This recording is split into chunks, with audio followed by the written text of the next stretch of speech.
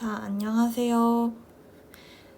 저번에 코로나 걸려서 한번 보강하기로 했던 거 지질시대의 환경과 생물 영상 찍어서 올리는 것으로 대체하도록 하겠습니다.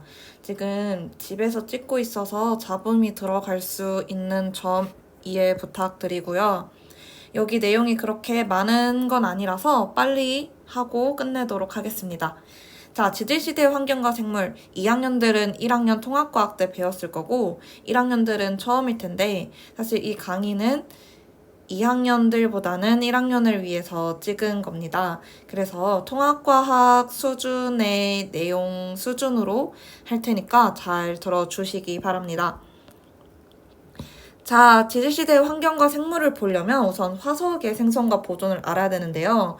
여러분들 화석 사진이라던가 아니면 실제로 본 적도 있을 거라는 생각이 듭니다. 자, 근데 화석이란 게 보통은 우리가 죽어서 형성된다라고 생각을 하는 경우가 많은데 죽는다고 다 화석이 되나요? 아니죠. 약간 잔인한 얘기긴 한데 우리가 죽는다고 다 화석으로 보존이 되는 건 아니잖아요. 그럼 우리가 죽으면 다 박물관에 가 있겠지. 화석이 될 수 있는 조건들이 몇 개가 있는데 지금 수능 특강에서는 3개 정도 소개를 하고 있습니다. 자, 첫 번째, 생물체의 뼈나 줄기와 같은 단단한 부분이 있으면 유리하다. 그치?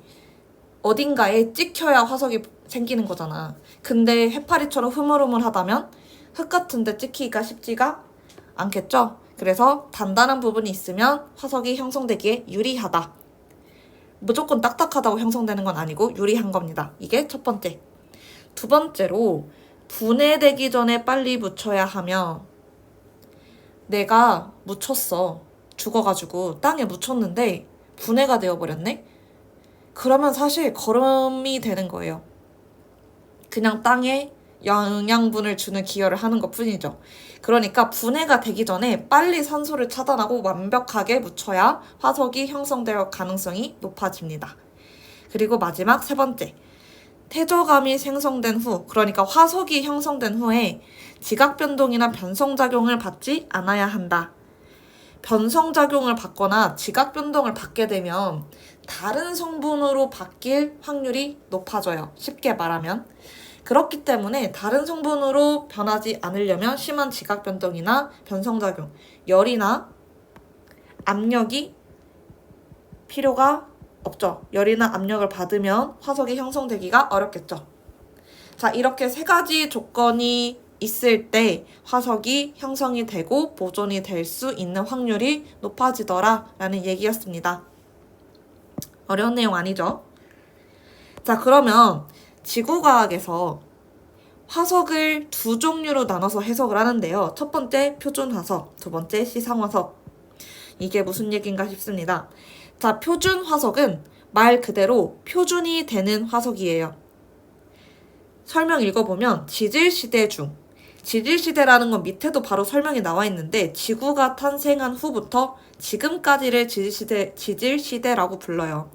그러니까 지질시대 중에서 일정 기간에만 번성했다가 멸종한 생물. 지질시대의 결정과 지층 대비에 이용된다. 그러니까 특정 시기를 나타내줄 수 있는 화석을 우리는 표준화석이라고 합니다. 지질시대 결정이 특히 중요한 표준화석의 역할이에요. 그래서 표준화석의 조건을 보면 생존기간이 짧고 위에도 지질시대 중 일정 기간에만 번성했다가 멸종했다. 이게 결국 생존기간이 짧다는 얘기잖아. 왜 생존기간이 짧아야 되냐면 특정 시기를 측정하기 위해서는 얘가 잠깐 살고 죽어서 사라져줘야 어떤 게 이 시대에만 살았구나 라는 걸 알 수 있게 되는 거죠. 예를 들면 밑에 삼엽충 나와 있는데 여러분들이 삼엽충은 고생대 생물이라는 것을 알고 있어요. 근데 삼엽충이 만약에 고생대만 잠깐 살다가 죽은 게 아니라 신생대까지 살았어. 그러면 얘는 특정한 시대를 지칭한다고 할 수 있나요? 아니죠. 얘가 고생대도 지칭하고 중생대도 지칭하게 될 거 아니야. 그러니까 표준 화석이 되기 위해서는 특정한 시기만 살다가 죽어야 된다. 고급지게 말하면 생존 기간이 짧아야 된다 라는 얘기입니다. 그리고 분포 면적이 넓게 살았으며 개체수가 많아야 된다. 그러니까 얘가 짧은 시간 안에 여기저기 흩어져서 살았다는 것을 알아야 이 화석들이 특정 기간에 살았다는 것을 증명할 수 있다. 이런 얘기예요. 그래서 예를 들면 삼엽충 고생대, 중생대 암모나이트, 신생대 매머드. 이것들은 사실 어디선가 많이 들어본 친구들이죠. 고생대 삼엽충 약간 바퀴벌레처럼 생긴 거 좀 이따 사진 다 볼 겁니다. 암모나이트 조개처럼 생긴 거 매머드. 그 아이스에이지에 나오는 친구. 자, 두 번째 시상화석입니다. 시상화석은 특정 자연 환경에서만 서식하는 생물의 화석으로 생물이 살았던 시기의 자연 환경을 추정하는 데 이용합니다. 시상화석이라는 것은 얘가 살았던 특정 시기를 지시했던 표준 화석과는 다르게 어떠한 생물이 살았던 환경을 우리가 추론하는 데 도움을 주는 화석을 시상화석이라고 합니다. 그럼 조건은 뭐가 있냐? 생존 기간이 길고 분포 면적이 좁으며 환경 변화에 민감해야 된다. 왜 그러냐면 얘가 특정 환경에서 오래 살아줘야 얘가 과거에서부터 현재까지 이 환경에서 쭉 살았구나를 우리가 추정할 수 있는 거지. 그래서 생존 기간이 길어야 되고요. 특정 자연 환경에서만 살아야 되니까 분포 면적이 좁아야 되고 환경 변화에 민감해야 얘가 만약에 건조한 지역에서 사는 어떤 생물이 있었는데 환경 변화에 민감해야 얘가 추운 데나 아니면 수분한 데, 습기가 많은 데 가면 죽겠지. 그래야 얘가 건조한 데 살았던 아이구나 라고 추정할 수 있는 거야. 그러니까 환경 변화에 민감해야겠지. 건조하든 수분하든 춥든 덥든 잘 살면 그거는 특정한 자연 환경에서만 그 생물이 살았다고 할 수가 없죠. 그래서 생존 기간이 길고 좁은 곳에서 살았으며 환경 변화에 민감한 게 바로 시상화석의 조건이 됩니다.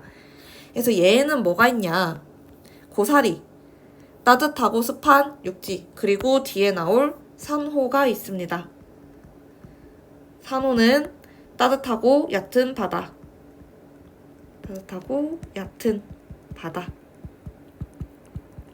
지금 이 얘를 보면 고사리 지금도 살고 있죠? 우리가 먹잖아. 얘는 과거에도 따뜻하고 습한 데 살았고 지금도 따뜻하고 습한 데 살고 있습니다. 산호, 바닷가 가면 있는 거. 과거에도 따뜻하고 얕은 바다에 살았다고 추정이 되고 지금도 따뜻하고 얕은 바다에 살고 있습니다. 이것이 시상화석. 어렵지 않죠? 자꾸 어렵지 않냐는 말을 물어보고 있네요. 내 말버릇이야. 자, 이제 화석을 알았으면 지질시대를 한번 구분을 해보도록 합시다. 화석에 대해서 먼저 배운 이유는 지질시대를 구분하는데 화석이 중요한 역할을 했기 때문이에요. 화석에 대해서 배웠으니까 이제 본격적으로 지질시대를 구분해 보도록 합시다. 지질시대는 생물계에 일어난 급격한 변화, 아니면 지각 변동, 기후 변화 등 기준으로 구분한다. 보통은 생물계에서 일어난 급격한 변화를 기준으로 지질시대를 구분합니다. 자, 어떻게 구분하냐면 여러분들이 주로 알고 있는 게 바로 고생대, 중생대, 신생대이죠. 그래서 지질시대를 우리는 이제까지 이 대 수준에서 구분하는 법을 배웠었습니다. 근데 이제 지구과학 1에 오면서 대가 아니라 누대, 그 다음에 여기 기 이렇게 있죠. 요만큼만 칠할게요. 그래서 지질시대를 누대, 그 다음에 누대보다 작은 대, 그 다음에 대보다 하위인 기로 구분하는 법을 지구과학 1에서는 배우게 됩니다. 그래서 이걸 여러분이 외워야 돼요. 자, 여기 나와 있는 시생누대, 원생누대, 현생누대 이렇게 있죠? 이 원생누대와 시생누대를 합쳐서 통합과학에서는 성캄브리아 시대라고 합니다. 성캄브리아 시대. 자, 뒤에 다시 얘기할 거지만 고생대의 시작이 캄브리아기야. 캄브리아기의 전 성캄브리아 시대. 그래서 원색누대와 시색누대를 성캄브리아 시대라고 합니다. 자, 성캄브리아 시대는 시색누대와 원색누대로 나누는데요. 시색누대가 이제 지구가 탄생하고 후부터 바로 시작된 것이 시색누대이고, 시색누대 다음에 원색누대가 시작이 됩니다. 자, 시색누대와 원색누대에 살았던 생물이라던가 이런 특징들은 나중에 뒤에서 설명을 하도록 하겠습니다. 우선은 이렇게 나누는 거나를 알아두시면 돼요. 그 다음에 현생누대. 현생누대가 바로 우리가 아는 고생대, 중생대, 신생대가 되겠습니다. 그래서 누대를 정리해보자면, 자, 우리가 성캄브리아 시대라고 알고 있는 시대에는 시색누대와 원색누대가 있다. 그리고 5억 4천만 년 전, 5억 4천만 년 전부터 현생누대가 시작되었다. 현생누대는 고생대, 중생대, 신생대로 구분이 된다. 이것들은 뭘로 구분했다? 생물계에서 일어난 급격한 변화를 기준으로 구분을 했다. 자, 근데 고생대, 중생대, 신생대도 그 밑에 버전인 기의 형태로 나눕니다. 자, 고생대. 캄브리아기, 오르도비스기, 실루리아기, 대봉기, 석탄기, 페름기, 중생대가 트라이아스기, 쥐라기, 백악기, 신생대가 팔레오기, 네오기, 제4기 이렇게 있죠. 보통 이것들을 외울 때 외우기 쉽게 앞자리를 따서 외웁니다. 고생대 카모, 실대, 석패, 중생대 투지백, 신생대 팔레오기, 네오기, 제4기 이렇게 외우게 됩니다. 사실 이것들이 처음 들어보면 굉장히 낯설 수도 있는데 계속 보다 보면 익숙해질 거고요. 한번 외우면 잘 안 까먹는 내용들이라서 조금 힘들겠지만 암기할 필요가 있겠습니다. 그리고 추가적으로 외워둬야 될 것은 고생대의 시작은 5억 4천만 년 전. 여기 보면은 100만 년 전이야. 541에 100만 곱하면 5억 4천만 년 전. 중생대는 2억 5천만 년 전. 신생대가 6억 6천만 년 전. 뭐 6억 5천, 미안해요. 6억이 아니라 6,500만 년 전. 뭐 6,600, 6,500, 뭐 숫자는 조금씩 책마다 다를 수 있는데, 어쨌든 수능 특강이 6,600만 년 전이라고 나와 있으니까 6,600만 년 전부터 신생대가 시작되었다라고 알아두시면 되겠습니다. 왜 이렇게 많죠?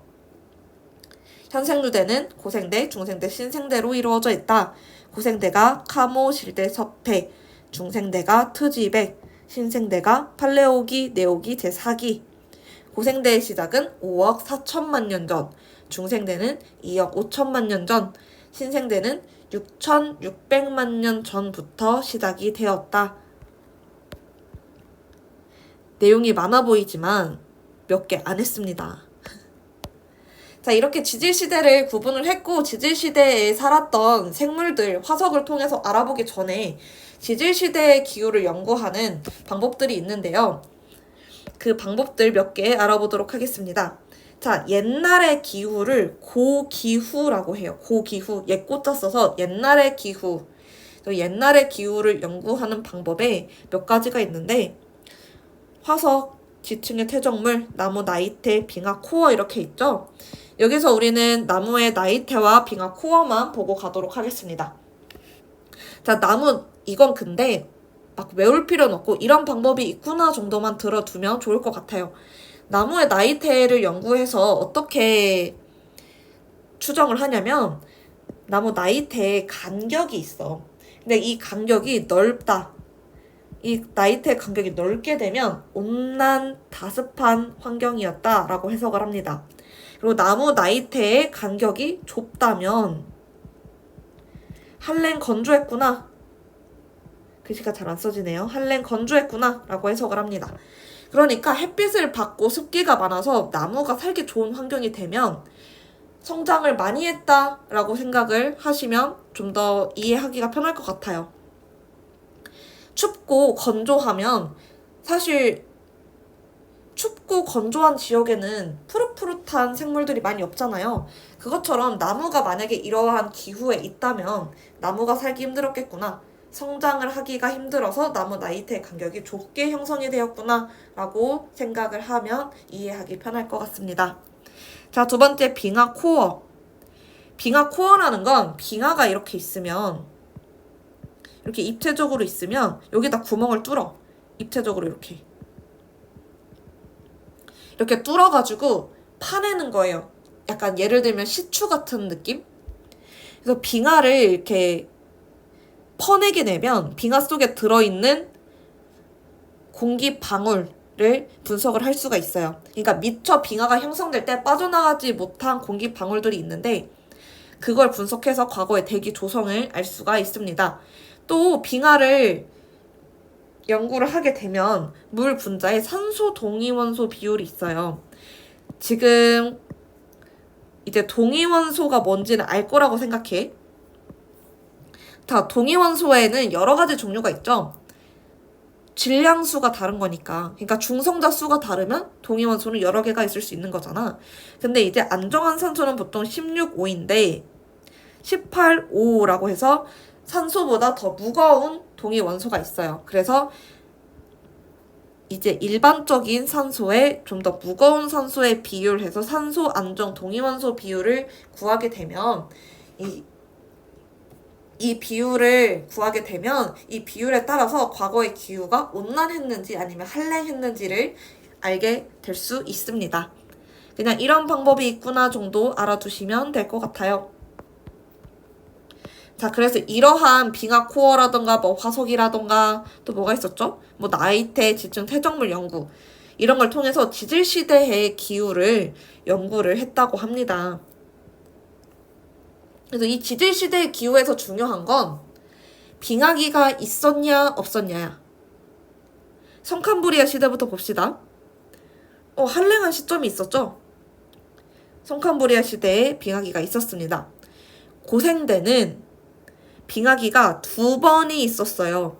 오르도비스기와 실루리아기로 넘어갈 때, 석탄기와 페른기로 넘어갈 때 2번이 있었습니다.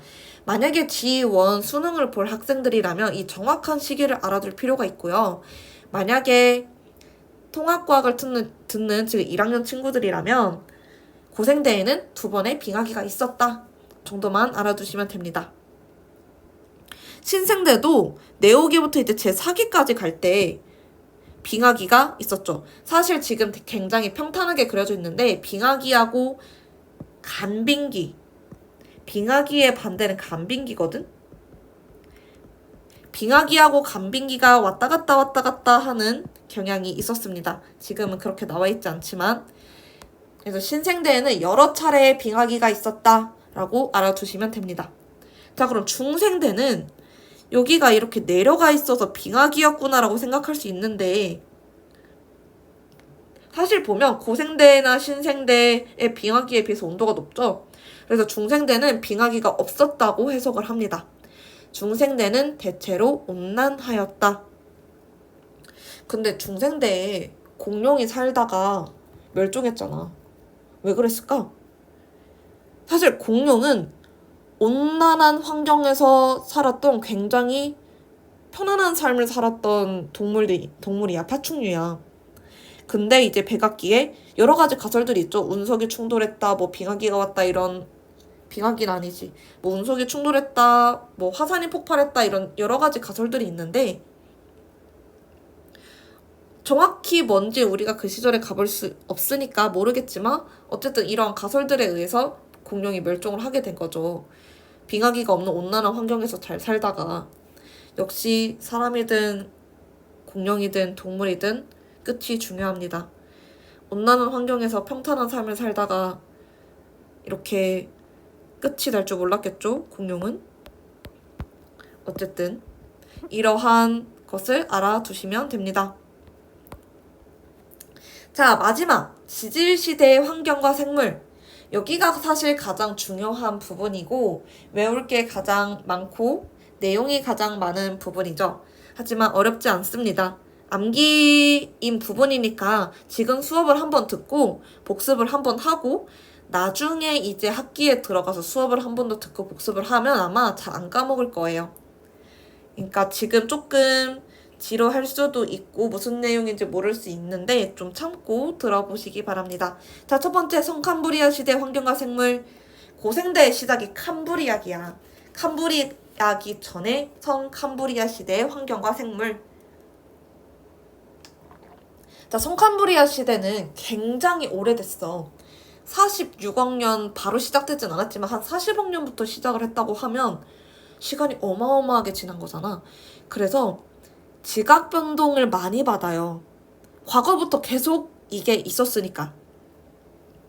그래서 대부분의 기록이 변성되거나 유실되어서 사라져서 환경을 정확하게 알기는 어렵고요. 남아있는 몇몇 화석들을 통해서 유추할 뿐입니다.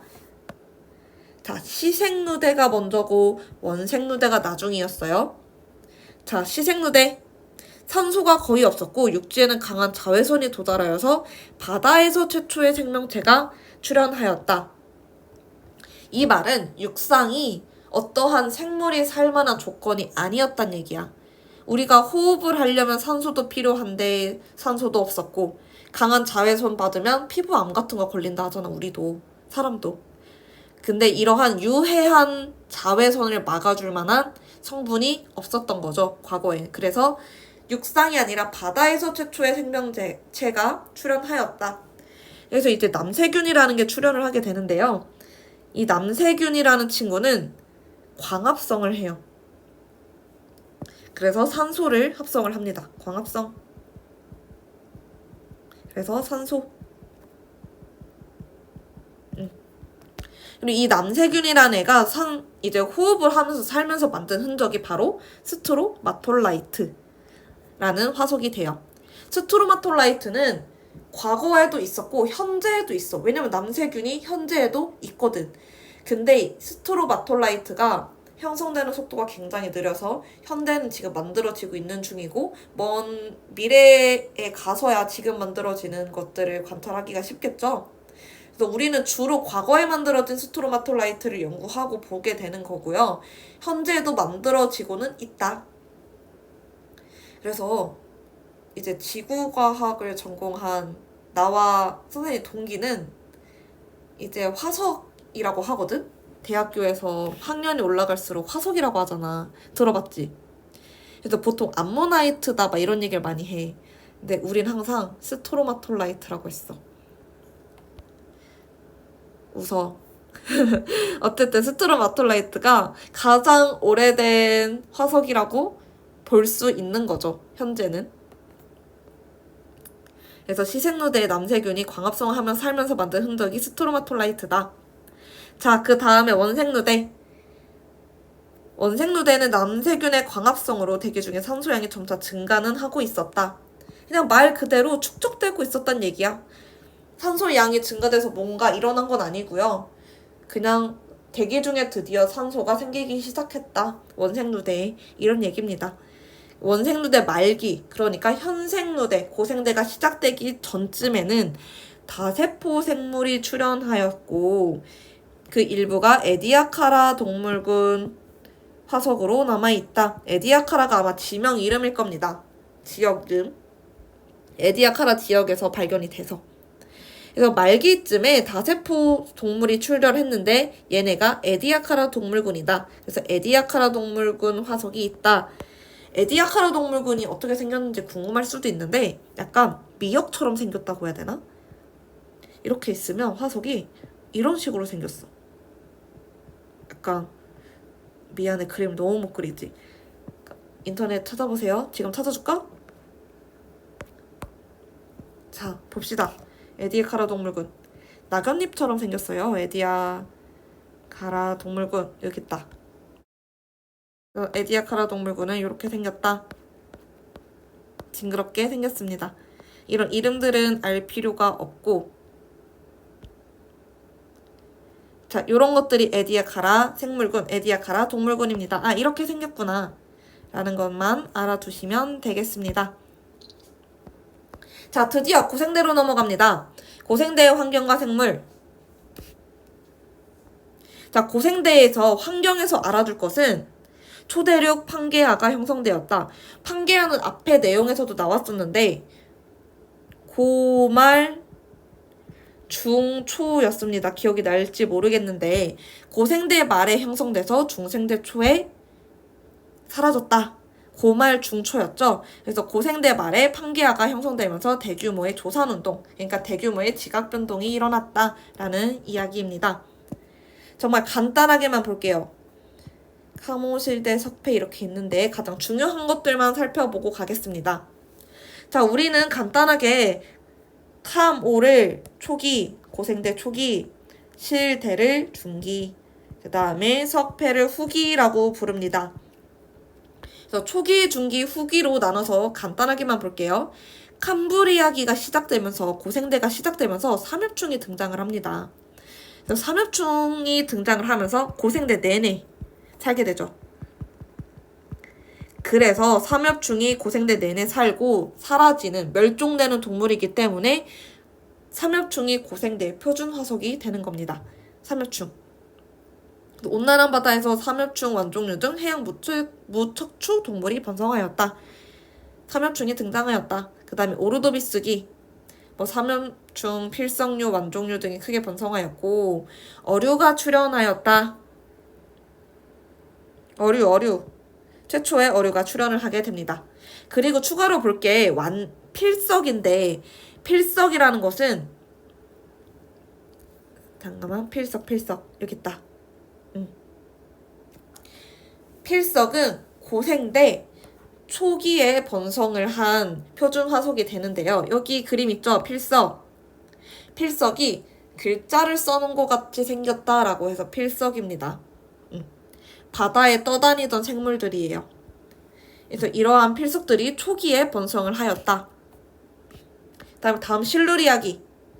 실루리아기가 좀 중요한 의미를 가져요. 여기에는 안 써져 있는데 실루리아기 때 최초의 육상 생물이 등장을 하게 됩니다.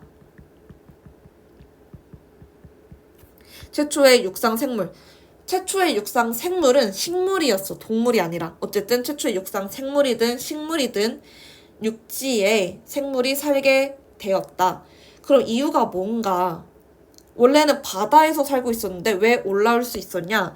그 이유는 약 4억 년 전쯤에, 정확한 수치는 아니에요. 약 4억 년 전쯤에 오존층이 형성되었다. 자, 오존층 배운 기억이 있을 텐데 오존층의 가장 핵심적인 역할은 유해한 자외선을 차단해주는 것이죠. 아까 기억이 나겠지, 당연히. 방금 전에 했으니까 남세균이 광합성을 해서 산소를 만든다고 했어요. 근데 중간에 화학적인 반응은 필요 없고 산소가 변해서 결국 오존이 되는 거거든요. 산소가 대기 중에 계속 쌓이기 시작하니까 산소가 반응을 통해서 오존도 만들어질 수 있게 된 거고 오존이 쌓여서 4억 년 전쯤에는 오존층이 형성이 되었다.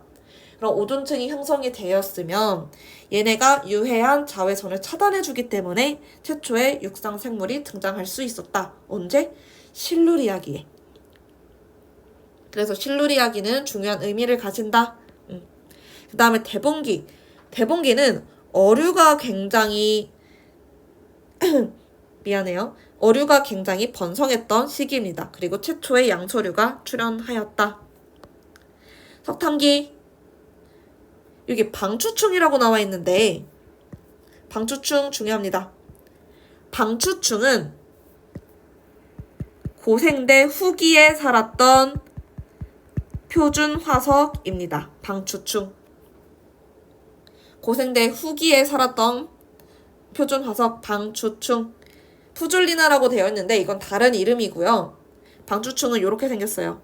약간 요런 모양으로 생겼습니다. 요런 모양. 방추충도 단면 모양을 한번 볼까요?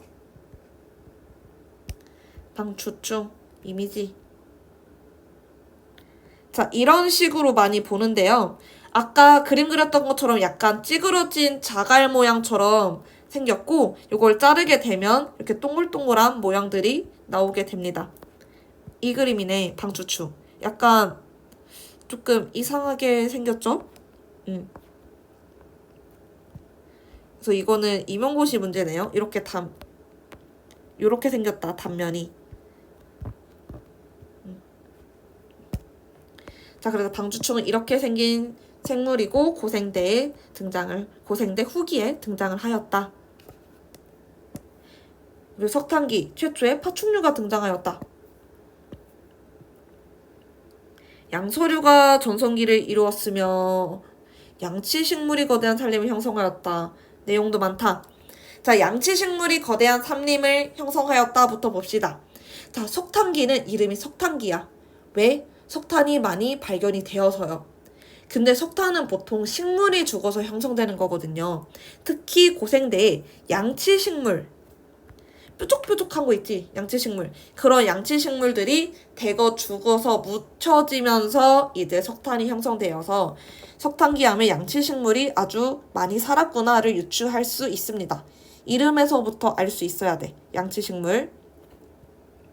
그 다음에 양서류가 전성기를 이루었으며 요거는 어떻게 알 수 있냐면 보통 등장이 먼저고 번성이 나중에야.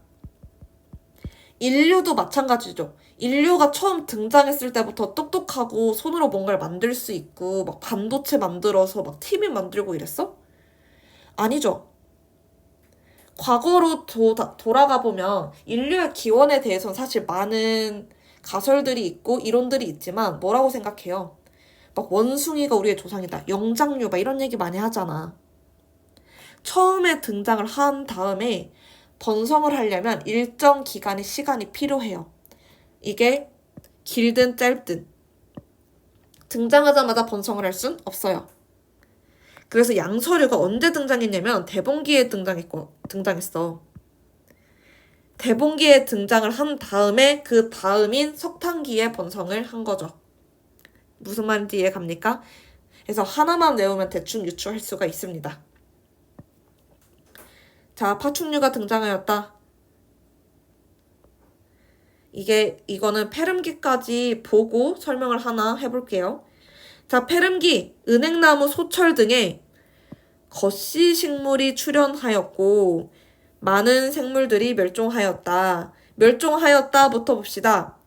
이거 왜 멸종했을까? 바로 판게아의 형성.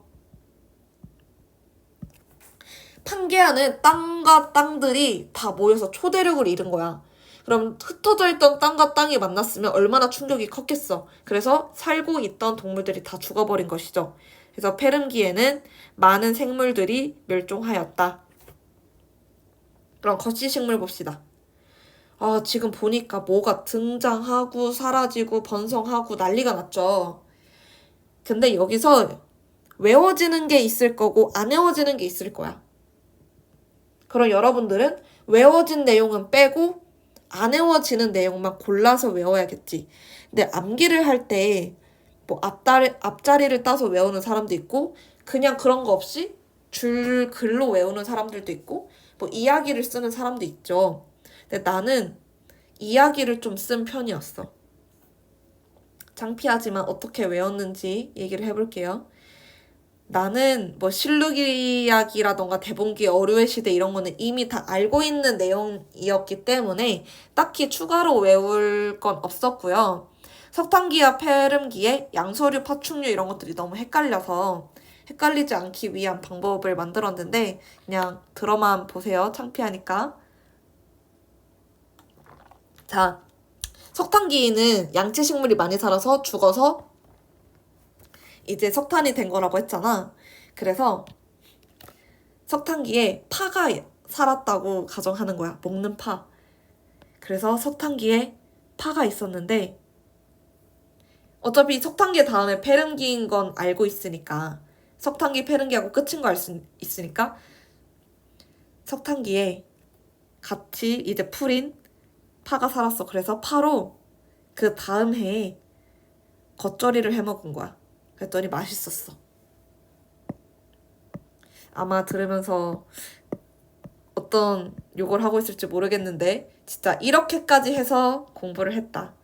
근데 나름 괜찮지 않니? 석탄기에 파가 있었는데 파로 다음 연도에 다음 페름기에 겉절이 해 먹었어. 얘들아 들으면 이거를 몇 명이나 들을지 모르겠고 듣고 있는지도 모르겠지만 어쨌든 이렇게 해서라도 외워야 된다. 물론 통합과학은 요 정도 수준까지는 아니어도 되는데요. 고생대 후기에 파충류가 있었고 뭐 양서류가 번성했고 요 정도는 알고 있는 게 좋습니다. 자, 중생대랑 신생대는 고생대보다 좀 내용이 적어요. 중생대. 자, 전반적으로 온난한 기후가 지속되었고 빙하기 없었다라는 얘기 했었죠. 그리고 트라이아스기 말에 초대륙 판게아가 분리되기 시작했다. 판게아 얘기하면서 고말 중초라고 했어. 중생대 초, 트라이아스기 말. 트라이아스기가 중생대 초니까 그때쯤에 판게아가 분리되기 시작했다. 그래서 뭐 대서양 이런 거 형성이 되고 습곡선멸도 형성이 됐다고 합니다. 읽어보세요. 자, 생물 트라이아스기, 쥐라기, 백악기 이렇게 있는데 우선 가장 중요한 것은 뭐야? 공룡. 공룡은 뭡니까? 우리가 파충류로 분류를 하고 있죠. 아까 파 겉절이 생각나? 석탄기에 파충류가 등장했다니까? 그러니까 고생대 말에 파충류가 등장했는데 지금 중생대에 와서 번성하고 있는 겁니다. 더 공룡, 파충류의 번성하면 중생대, 공룡은 중생대의 표준 화석이 되겠습니다. 하나 더 있죠? 바로 암모나이트. 암모나이트는 해양 생물이에요. 해양. 그래서 암모나이트가 발견이 됐다는 것은 과거 해양이었던 것, 여기가 해양이었다라는 것을 주게 되는 것입니다. 그러니까 시상 화석의 느낌도 있지만 어쨌든 암모나이트는 대표적인 중생대를 지시하는 표준 화석이다. 자, 트라이아스기 암모나이트가 번성하였으며 육지에는 공룡, 원시, 포유류가 출현하였다. 겉시 식물이 번성하였다. 파 겉절이, 페름기의 겉시 식물이 등장해서 트라이아스기에 번성을 하게 된 것이죠. 그 다음에 바로 번성을 했네요. 페름기 다음에. 자, 원시 포유류는 나중에 볼게요.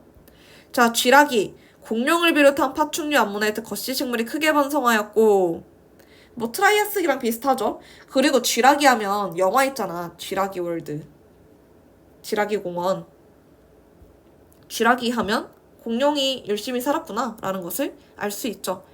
파충류와 조류의 특징을 모두 가진 시조새가 출현하였다. 뭐 시조새를 최초의 조류라고 보는 경우도 있긴 한데요. 어쨌든 시조새가 출현하였다.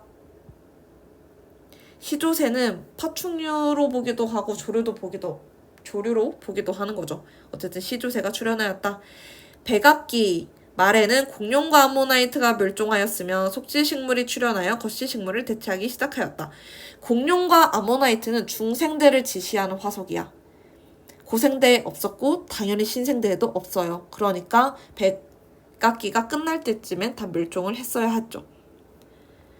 그리고 지금 여기서 속시식물이 출현해서 겉시식물을 대체하기 시작했다고 합니다. 자, 이거를 아까와 같은 살짝 썰렁개그 한번 해보도록 하겠습니다. 어떻게 외웠냐면 자, 트라이아스기에 원시 포유류가 살았어. 그러니까 포유류가 살았어.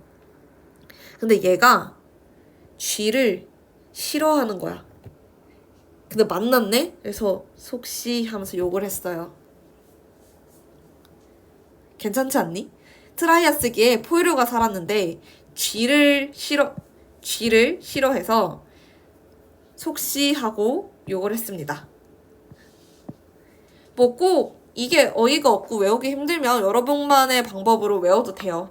근데 나는 이렇게 이야기를 만들어서 외우는 게 편해서 이렇게까지 억지를 부려가면서 만들어서 외웠습니다. 자, 마지막 신생대. 자, 뭐 팔레오기, 네오기는 대체로 온난하였으나 사기로 접어들면서 여러 번의 빙하기와 간빙기가 있었다. 아까 설명할 때 빙하기가 한 번이 있었던 것처럼 그려졌지만 사실은 여러 번이 있었다고 했죠. 그래서 제 사기에 접어들면서 여러 번의 빙하기와 간빙기가 있었다. 그리고 신생대에 히말라야 산맥과 알프스 산맥이 형성되었다. 이 얘기는 통합과학에서도 했었습니다. 신생대의 히말라야 산맥이 형성이 됐었다고. 인도 대륙이 밑에 저위도에서부터 올라가면서 부딪혀서 형성된 거라고 했죠. 그래서 히말라야 꼭대기에서는 해양 생물의 화석이 발견이 된다 라는 얘기 했었습니다. 자, 팔레오기, 네오기, 제4기 이렇게 있는데요. 신생대의 팔레오기, 네오기를 지시하는 표준 화석은 바로 화폐석입니다. 화폐석. 화폐석이 번성하였고, 화폐석은 어떻게 생겼냐면 이렇게 생겼어요. 이렇게.